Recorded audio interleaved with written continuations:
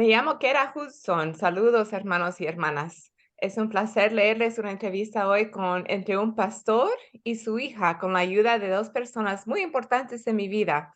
Voy a dejar que ellos mismos se presenten.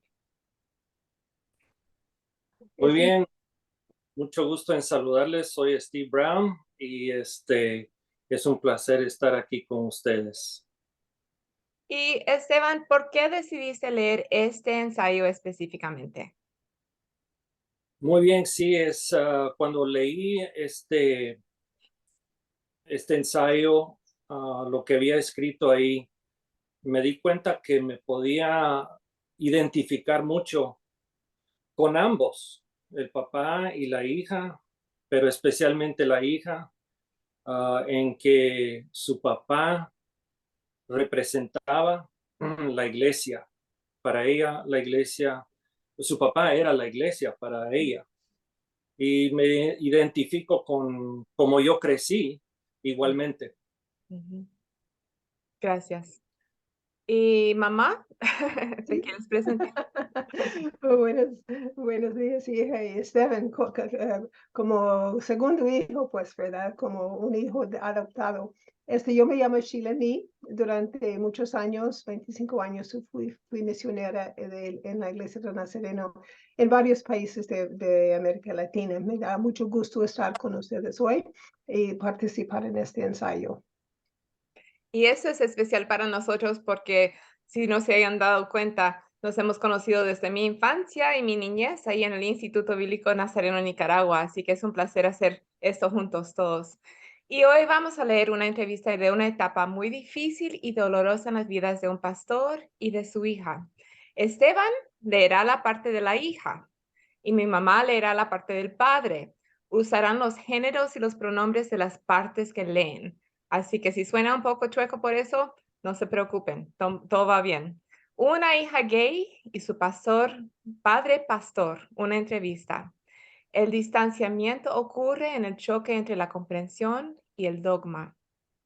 Como parte del libro titulado ¿Por qué la Iglesia Nazareno debe afirmar plenamente a personas LGBTQI+, vamos a entrevistar a dos de los colaboradores de este proyecto. Alison Tucker, que será la parte de Esteban, es una artista de teatro y directora de cine profesional en el área de Boston. Y su padre, Tracy Tucker, el reverendo, será la parte de mi mamá. Es un ministro ordenado nazareno con 30 años de servicio de tiempo completo en la Iglesia Nazareno. Durante los últimos 7 años, el reverendo se ha desempeñado como capellán de hospicio por tiempo completo. Bienvenidos a nuestra discusión. Sé que ambos ya escribieron ensayos para este proyecto, pero debido a su conexión única con este tema, hemos decidido mirar su historia específicamente. Saltando directamente, Alison, entiendo que tienes algunos sentimientos ocultos que surgieron durante una visita con tus padres hace varios años. Saliste como gay. Crecer en una casa parroquial nazarena debe haber generado algunas dinámicas interesantes para ti y algunos sentimientos estresantes e incluso temerosos acerca de cómo tu familia podría aceptar esta noticia. Comencemos con cómo caracterizarías tu relación con tu padre mientras crecías. Mi papá siempre fue mi mejor amigo y un superhéroe a mis ojos. Quería ser exactamente como él. Recuerdo cuando tenía 12 años y lo vi servirme mi primera taza de café negro caliente y tragarlo rápidamente con una mueca. Decidido a amarlo porque él lo amaba. Mi pasatiempo favorito era traerle una nueva pregunta teológica o ética y absorber cada palabra. El mejor cumplido que podías darme cuando era niña era que yo era como mi papá. En realidad, ese sigue siendo uno de mis cumplidos favoritos. Y yo debo decir que aunque amo mucho y estoy orgulloso de mis dos hijas, Alison tendía a seguir más de cerca mis rutinas y mis diversos roles en el ministerio. Esa es una imagen maravillosa de su relación. ¿Cuál fue su tensión personal con la iglesia y o entre ustedes ¿Y cuándo comenzaron a sentir esa tensión por primera vez? Bueno, participé en un par de áreas diferentes de capacitación para estudiantes del ministerio a través de enseñanzas en línea y también en el centro de capacitación del distrito. La mayor parte de lo que prescribía el currículo era bastante básico y no generaba mucha tensión, pero parte sí. Tengo bastantes memorias de dudas sobre lo que estaba enseñando. No estaba seguro de cómo me sentía cerca de algo de lo que les estaba diciendo a los estudiantes. Pero fue el mensaje confuso sobre el amor divino tal como se expresa a toda la humanidad. A veces sentía como si el mensaje subyacente de lo que estaba enseñando promoviera una distinción entre nosotros y ellos, como los salvos y los no salvos, o cristianos versus no cristianos. Para mí, esto parecía demasiado subjetivo y no encajaba en mi comprensión de la bondad amorosa de Dios. Y finalmente se sintió que si nuestra meta fuera evangelizar a todos aquellos cuya visión de Dios no se alineaba con la nuestra.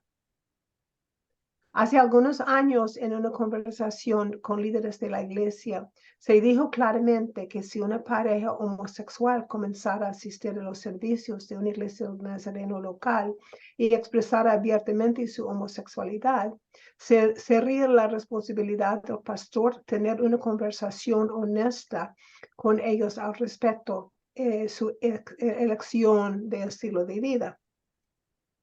Al mismo tiempo, se hizo evidente que no podríamos aplicar el mismo nivel de juicio a las parejas heterosexuales que mantendrían relaciones sexuales prematrimoniales abiertamente. El desafío para mí fue reconciliar este compromiso de corregir las fallas de los demás de una manera tan aleatoria y sin amor. Independientemente de cómo me sintiera mal o bien acerca de la homosexualidad. El juicio en sí mismo es con lo que luché. Luego, cuando salió Allison, esa tensión para mí es realmente mucho más grande. Un momento crítico en mi vida fue cuando tenía 13 años y me di cuenta por primera vez que no estaba de acuerdo con mi padre en algo. Todavía puedo recordar esa tensión en la boca del estómago como si me hubieran dejado sin aire. Estábamos sentados en el auto pasando por un drive-thru de donuts de Dunkin' y mencioné que un amigo mío en ese momento me había confiado que era gay. Yo sabía que ser gay era tanto una lección como un pecado, pero eso entraba en conflicto con lo que sabía sobre mi amigo. Honestamente, no estaba eligiendo existir y era una buena persona, así que las cosas no encajaban. Le llevé esta conversación a mi papá como de costumbre y cuando reforzó el sistema de creencias de la Iglesia del Nazareno, sentí que algo dentro de mí se tensaba. Sabía que eso no era cierto para mí, pero tampoco sabía cómo estar en desacuerdo con él. No podía separar mi relación con mi papá en ese momento de mi relación con la iglesia, porque mi papá era la iglesia para mí. Era mi pastor y mi teólogo. Le confiaba implícitamente mi vida física y espiritual. Eso hizo que mi inminente conflicto con la iglesia fuera particularmente complicado. Alison, es obvio que esa experiencia realmente te ha costado algo. Para cualquiera de ustedes, ¿cómo contribuyó a su conflicto ser parte de la Iglesia Nazareno? ¿Cuáles fueron las mayores barreras? Sentí que la iglesia del Nazareno me quitó a mi papá. Cuando me acerqué a él, necesitaba que me viera, pero sentí que solo podía ver el pecado como lo define la iglesia del Nazareno. Bueno, ha habido varias barreras importantes para mí. Pero primero necesito calificar lo que yo quiero decir con eso. No estoy culpando ni señalando con el dedo. Soy responsable yo de cómo respondo y cómo interpreto mi entorno. Habiendo dicho esto, también sé que el contexto lo es todo. Al crecer en el entorno conservador en un estado en el sur, heredé las mejores enseñanzas sobre lo que significa amar a Dios. Sin embargo, el legalismo acompañante y las influencias fundamentalistas han hecho que sea difícil encontrar un espacio para crecimiento espiritual que desafía algunas de las normas nazarenas. Especialmente las conversaciones sobre temas delicados como estilo de vida alternativos y indicaciones o inclinaciones de género a menudo son menos una conversación y más una discusión o argumento. Simplemente no parece haber suficiente gracia para un diálogo inteligente y abierto. Luego, por supuesto, tengo que recordar que siempre que soy ordenado en esta iglesia que amo y he sido educado a través de la Universidad Nazarena Tribeca y también por el Seminario Nazareno Teológico y he servido a tiempo completo durante 30 años.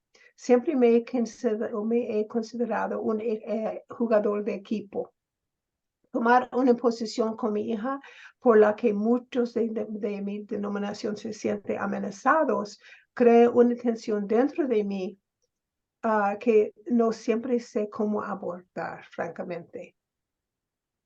Me tomó un tiempo ver este conflicto desde la perspectiva de mi padre.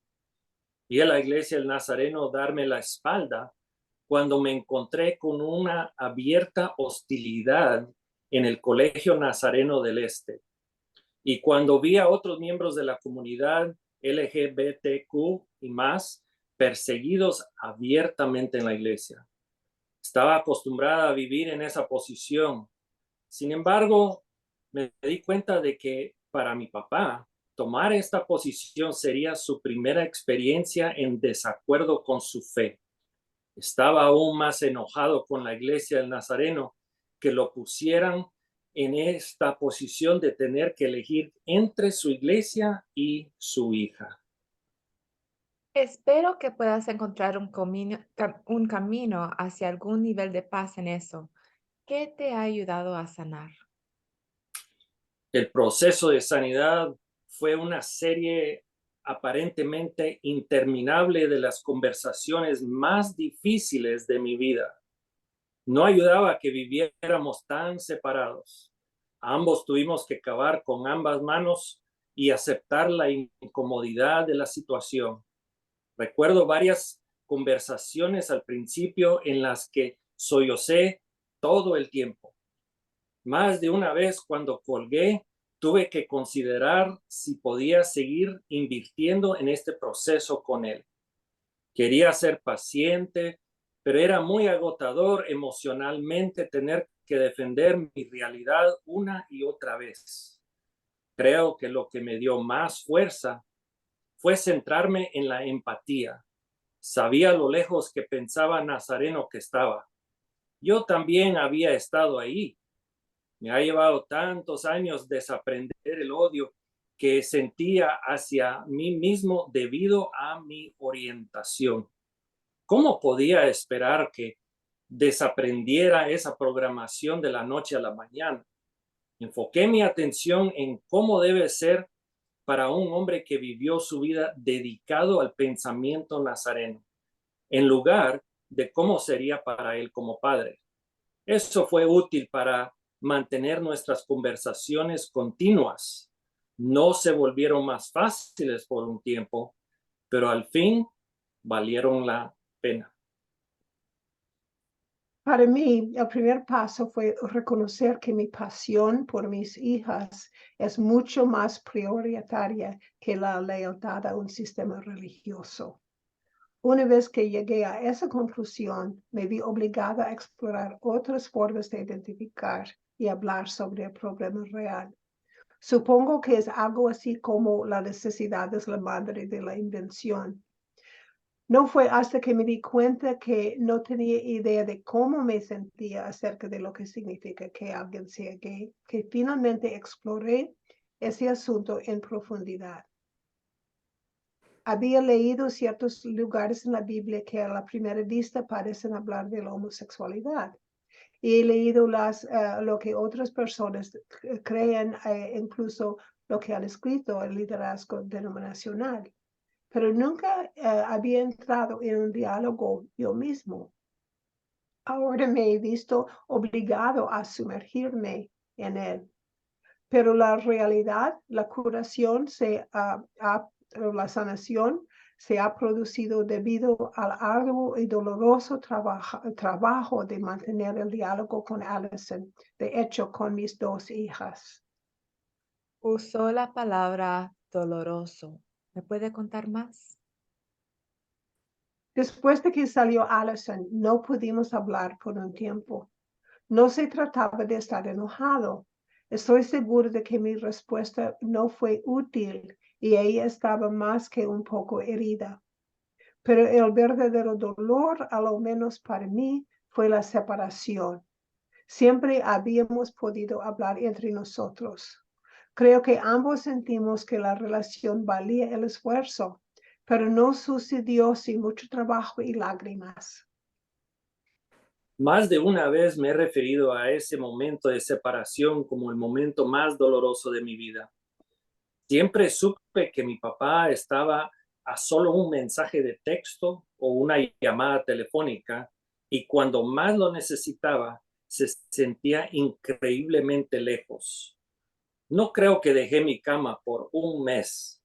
Sabía que salir del armario sería increíblemente difícil y lo fue.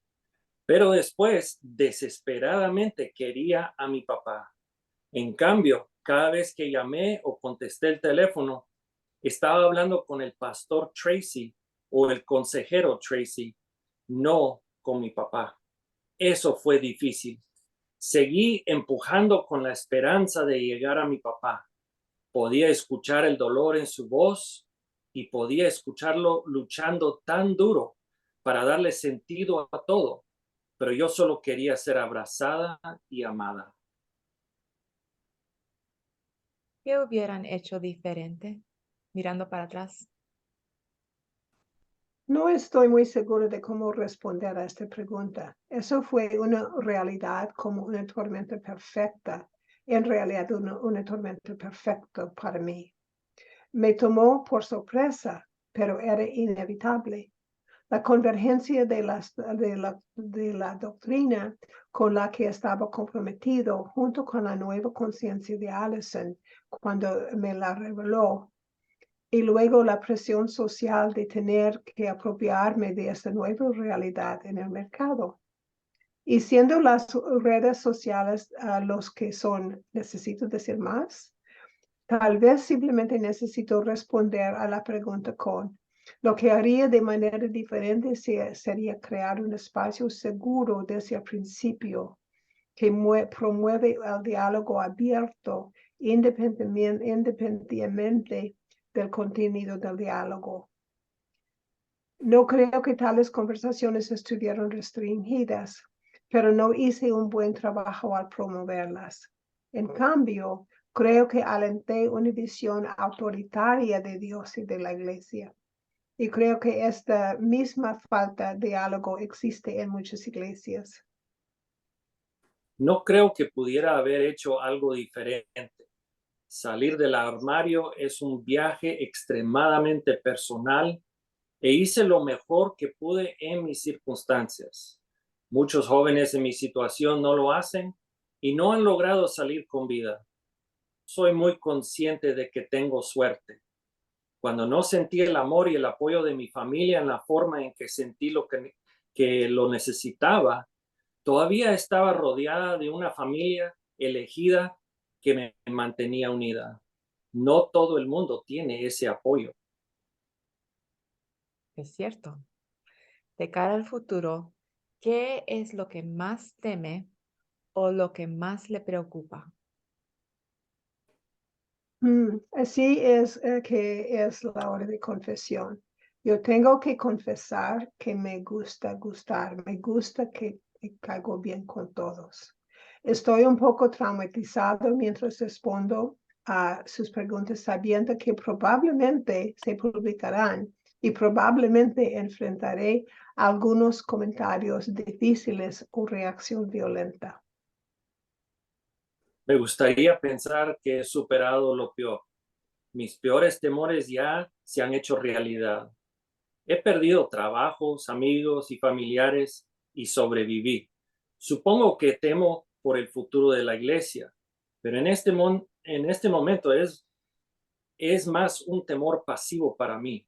Es difícil pensar en la misión de una iglesia a la que entregué mi corazón y mi alma durante la mayor parte de mi vida, solo para que esa iglesia me dé la espalda. En este punto estoy esperando a ver si toman lo que considero la única decisión ética en este asunto. En realidad, mi verdadero temor es que otras familias enfrenten este mismo conflicto y no sobrevivan. Soy tan afortunado de tener una relación tan buena con mis hijas que podemos superar nuestros desafíos y recuperarnos. No todos los hogares nazarenos e incluso cristianos permiten presumir de esto. Me parece que es la responsabilidad de nuestra iglesia promover y facilitar conversaciones sanas y abiertas sobre las preguntas, los miedos, los prejuicios, los sentimientos, las posibilidades y las actitudes útiles y perjudiciales sobre el tema de abrazar a todos los miembros de la comunidad LGBTQ y más, especialmente dentro de nuestra comunidad, propias familias. Okay. Esta entrevista es tan personal, ¿no? Es de la Sí. familia, de la iglesia, y esa conversación de seguirla es la clave de todo, ¿no? De aceptarnos, de amarnos, de seguir esa conversación, de luchar para mantener esa relación. Así que este ensayo es personal. Creo que para todas las familias y las iglesias que seguir en relación con nuestros hijos, ¿no? Es algo muy importante. Gracias por compartir con nosotros. A ustedes. Gracias por la oportunidad.